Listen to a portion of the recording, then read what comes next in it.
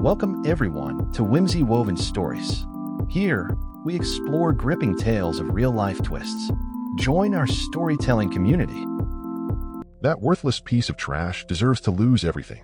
The text message hit my phone at 11:47 p.m. on a Tuesday. My name's Daniel Grayson. I'm 38 years old, and I've been a school counselor at Jefferson Middle School in Kansas City, Missouri for 12 years. I've been married to Elise for 9 of those years. I used to think we had something solid. The message wasn't meant for me. It came through because we shared a cloud account, something I set up years ago for convenience. She was texting her sister Lauren about me, about our marriage, about what she planned to do to me. I sat in my home office staring at the screen. Elise was upstairs, probably asleep or pretending to be these days. I couldn't tell the difference anymore. He's such a weak man, the next message read. Then another one. The judge will believe anything I say. I didn't storm upstairs or wake her up demanding answers. I just sat there in the dark, listening to the house settle around me. The same house I'd been paying the mortgage on for 7 years. The same house where I'd painted every room, fixed every broken pipe, replaced every worn-out appliance. Something had been eating away at me for months. Little things, the way she'd grown distant, started working late 3 nights a week, always at her marketing firm, always with deadlines that couldn't wait. How she'd stopped asking about my day, stopped laughing at anything I said, stopped touching me unless she absolutely had to. I tried talking to her about it. We need to work on us, I said one evening over dinner. She looked at me like I was speaking a foreign language. Work on what, Daniel? Everything's fine. Everything wasn't fine. And now I knew why. I scrolled through more messages. They went back weeks. Conversations about divorce lawyers, asset protection, how make me look bad in court, how easy it would be to claim I was controlling, emotionally abusive, maybe even violent. He never raises his voice. Elise had written to her sister. But that's what makes it perfect. I can say he intimidates me with his silence, that he makes me feel threatened even when he's calm. My hands didn't shake. My heart didn't race. I just felt something cold settle in my chest. The woman I'd loved for nearly a decade was planning to destroy me. Not just leave me, destroy me. I closed the phone and went to bed. Elise was already there, lying on her side, facing away from me. Her breathing was steady, peaceful. I lay down next to her and stared at the ceiling until dawn broke through the bedroom windows. When she woke up the next morning, I made her coffee like I always did, kissed her goodbye like I always did, told her to have a good day like I always did. But something had changed. She just didn't know it yet. I met Elise at a teachers' conference in Springfield 9 years ago. She was there representing her marketing company, trying to land contracts with school districts. Smart, beautiful, ambitious. We talked for 3 hours that first night, sitting in the hotel bar until they closed it down. She was nothing like the other women I dated. Where they were quiet and predictable, she was bold. Where they were happy with small-town life, she wanted more. She made me feel like I could be more too. We got married 2 years later, small ceremony, just family and close friends. I thought I was the luckiest man alive.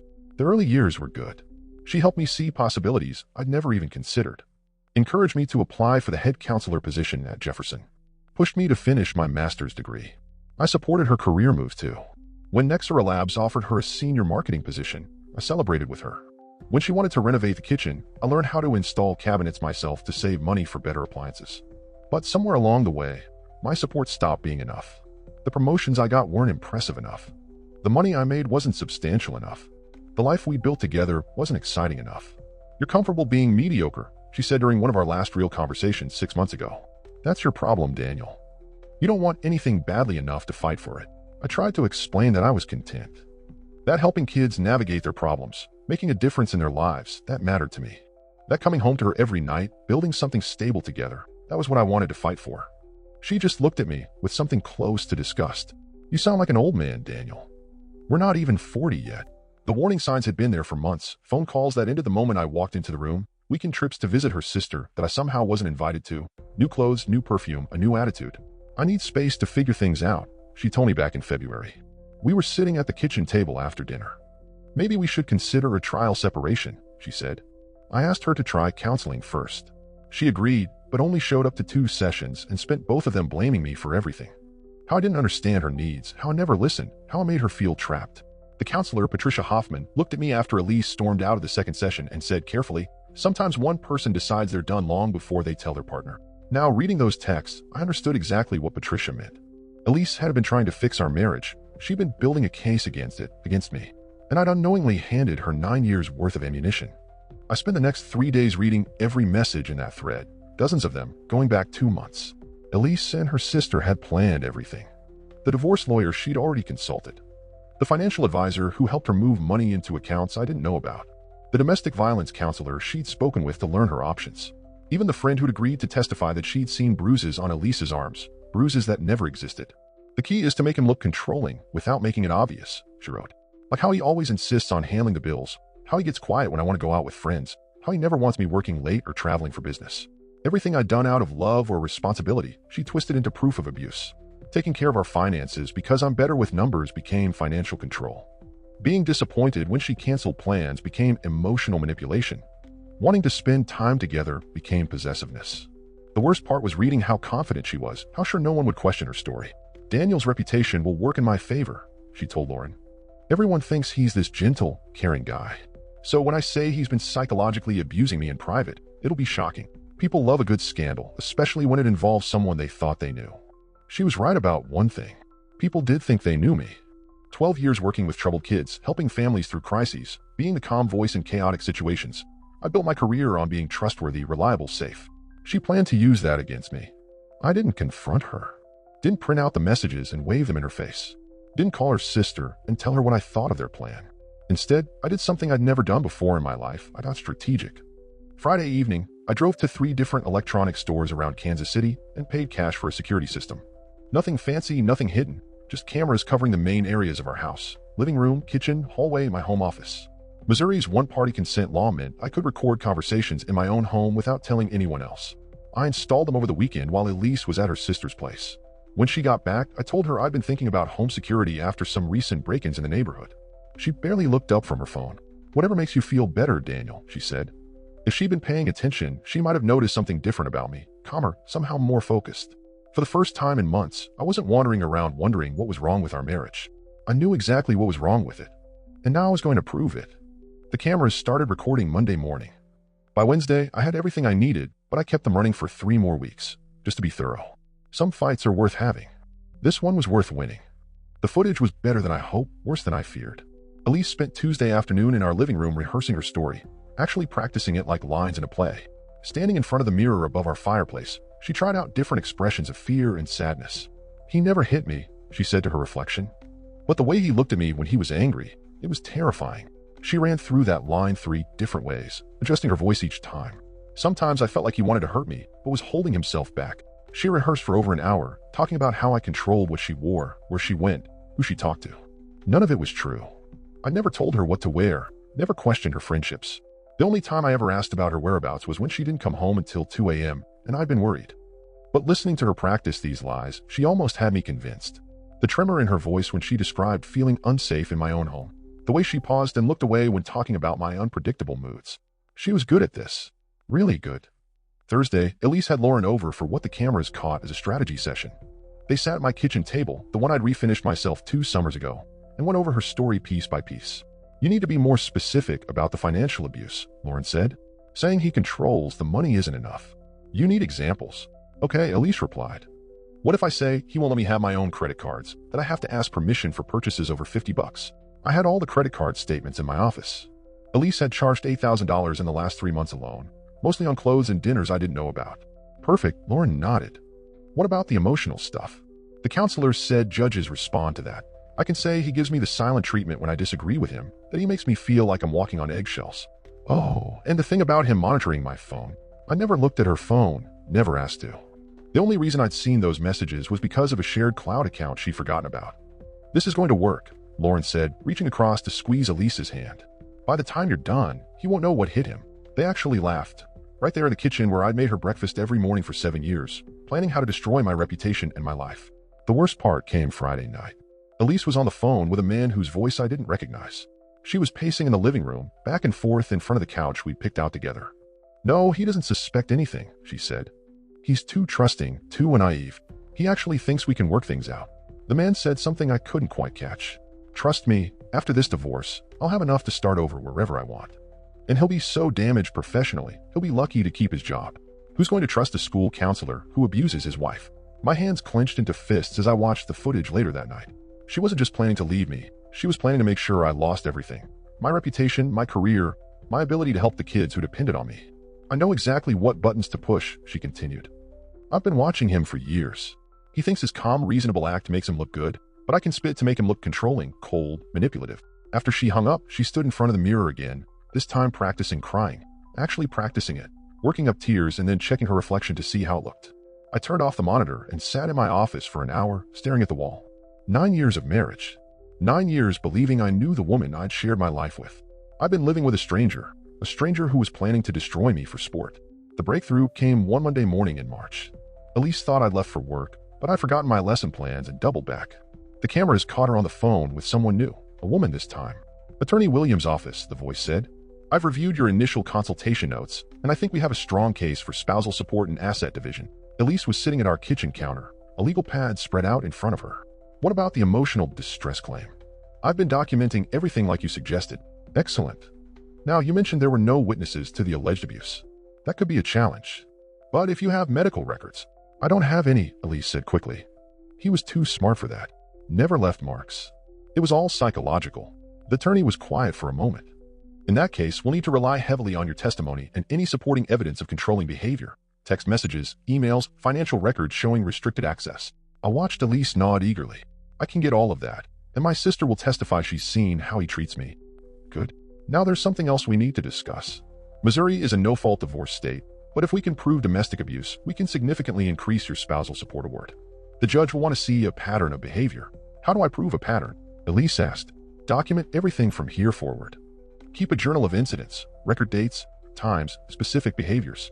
If he ever raises his voice, write it down. If he questions where you've been, document it. Even normal disagreements can be framed as intimidation if presented correctly. My stomach turned as I watched my wife nod along to instructions on how to fabricate evidence against me. She was taking notes, writing down phrases like felt threatened and afraid to disagree. One more thing, the attorney continued. You'll want to establish a pattern of isolation. Can you show that he discouraged your friendships or career advancement? Actually, yes, Elise said, her voice brightening. He always seemed uncomfortable when I worked late or traveled for business. I can say he made me choose between my career and keeping peace at home. That was a lie.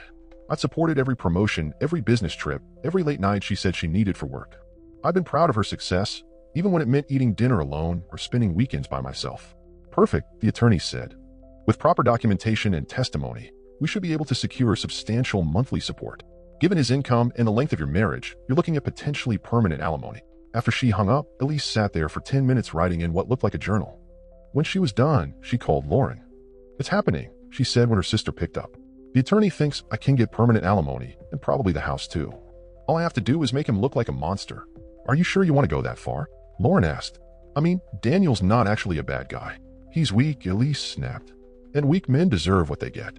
Besides, it's not like I'm sending him to prison. I'm just taking what I deserve for wasting 9 years of my life.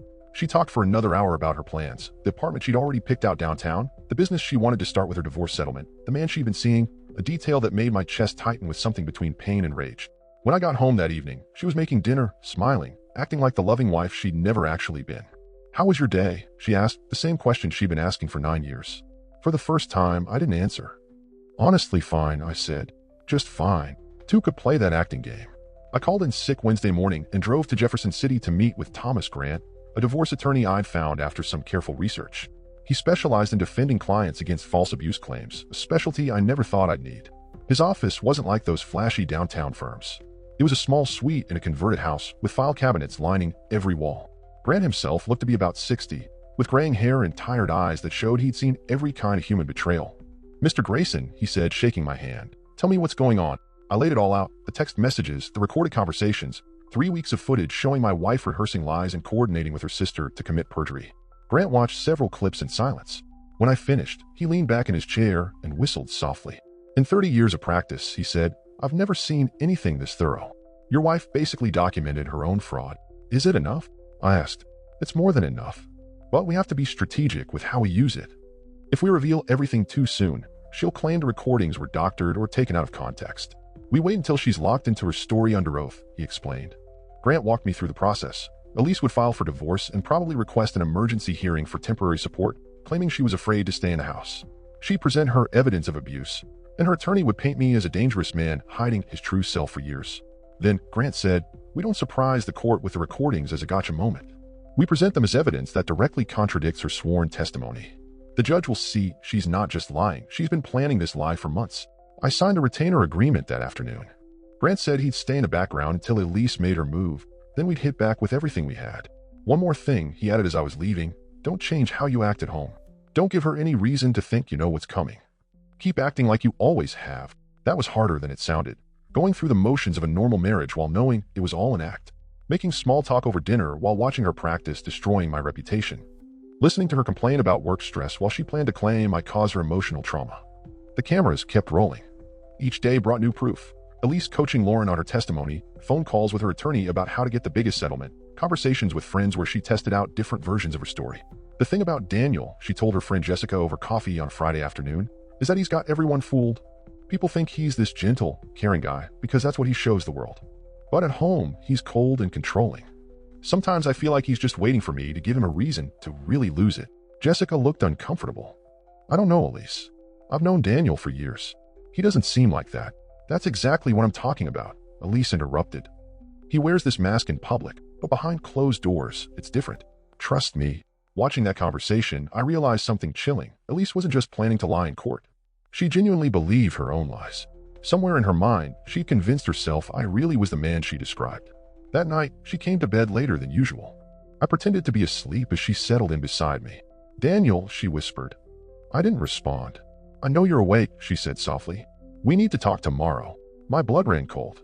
After 3 weeks of careful planning, was she finally ready to make her move? She filed the papers on a Thursday morning in April. I was at school when the process server found me, handing over documents that painted me as a psychologically abusive husband who isolated and controlled his wife for years. The emergency hearing was set for the following Tuesday. According to the filing, Elise was asking for temporary custody of all marital assets, exclusive use of the house, and monthly support while she recovered from years of emotional trauma. I called Grant right away. She took the bait, he said. Now we wait for her to commit to her story under oath. The hearing lasted 4 hours. Elise sat at the plaintiff's table in a modest blue dress, looking fragile and scared. Her attorney, Jennifer Walsh, laid out a compelling case. 9 years of marriage to a man who seemed supportive in public but was controlling and emotionally abusive behind closed doors. Elise testified for 90 minutes. She talked about how I monitored her spending, discouraged her friendships, and used the silent treatment to punish her independence. She described feeling terrified to disagree with me, claiming I had explosive anger I hid from everyone. Lauren went next, confirming she'd seen my controlling behavior and watched her sister become a shadow of herself during our marriage. The judge, Honorable Patricia Knox, listened carefully. When Walsh finished, she looked ready to grant everything Elise requested. Then Grant stood up. Your Honor, he said calmly, the defendant would like to present evidence that directly contradicts the testimony we've just heard. He hooked his laptop up to the courtroom's display system and played the first video, Elise practicing her testimony in front of the mirror in our living room. The whole courtroom watched as she rehearsed the exact words she just said under oath 30 minutes earlier. Walsh objected frantically, but the judge overruled her. Grant played clip after clip, Elise coaching Lauren on perjury, phone calls with her attorney about fabricating evidence, conversations where she laughed about ruining my reputation. The courtroom was dead silent except for my wife's voice, recorded right at home, planning to commit fraud against the court. When the last video ended, Judge Knox looked at Elise with a mix of disgust and disbelief. Counselor Walsh, she said slowly, I want to ask you one more time if your client wants to change her testimony. Elise sat frozen, her face drained of color. Walsh whispered urgently in her ear, but it was too late. The damage was done. Judge Knox dismissed the case with prejudice and granted me exclusive use of all marital assets until the final divorce. She also referred the case to the district attorney to consider perjury charges. Elise stumbled out of the courtroom without so much as a glance at me. When the divorce was finalized 3 months later, Elise got nothing beyond her personal belongings and her car, no alimony, no property settlement, no spousal support. Her attorney had dropped the case the day after the hearing, leaving her to represent herself. She moved back in with Lauren while job hunting. Word about what happened in court spread fast. The marketing industry in Kansas City isn't very big, and her reputation for dishonesty made her nearly unemployable. I stayed in our house another year, then sold it. Too many memories of a life that was never real. I bought a smaller place closer to school with a workshop where I could build furniture in the evenings. The kids at Jefferson noticed the change in me, calmer, somehow more centered. I'd learned something important about trust. Don't give it away easily, but don't get cynical either. Some people are worth the risk. Others show you who they really are if you're paying attention. About 2 years later, I ran into Elise at a grocery store downtown. She looked older, tired. We nodded politely, but didn't speak. There was nothing left to say. Last month, I started dating again. A teacher named Grace who works at the elementary school across town. She's kind, honest, and straightforward about what she wants. We're taking it slow, but there's something real there, something that feels like a foundation, not a performance. Some nights, I sit on my porch and think back to those 3 weeks when the cameras were rolling, how close I came to losing everything to someone else's lies. how important it was to let the truth speak for itself instead of fighting fiction with emotion. The best revenge I learned, it's not about getting even. It's about getting free.